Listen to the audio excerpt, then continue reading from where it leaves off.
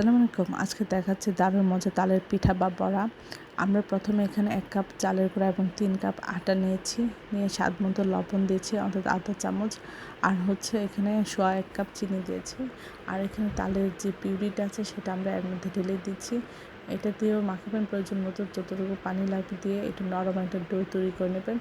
যেন হাত দিয়ে এটা ধরে পিঠা তৈরি করা যায়। তারপর তেল গরম করে আমরা এইভাবে হাত দিয়ে চেপে চেপে পিঠা তৈরি করে নেব।